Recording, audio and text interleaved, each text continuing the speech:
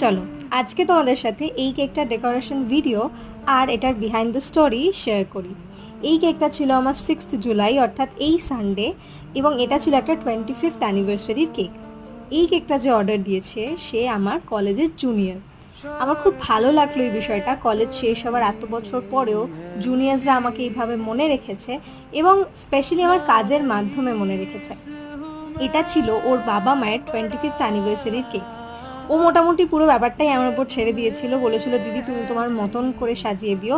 খালি ও বলেছিল কেকের কালারটা যেন রেড আর হোয়াইটের মধ্যে রাখি, তো আমি পুরো বিষয়টাকে রেড, হোয়াইট আর গোল্ডেনের মধ্যেই রাখার চেষ্টা করেছি। তার উপরে নিজের থেকে কিছু কিছু জিনিসও অ্যাড করেছি। তারপরে যখন কেকটার ফুল লুক ওকে পাঠিয়েছিলাম ওরও কিন্তু বেশ ভালো লেগেছিল। কেকটার ওপরের টায়ারটা ছিল বাটারস্কচ, নিচের টায়ারটা ছিল চকলেট। এই হলো কেকটার ফুল লুক। তোমরা দেখে জানিও তোমাদের কেমন লাগলো। দেখাবো অন্য কোনো ভিডিওয়ে। ভালো থেকো সবাই। টুডলস।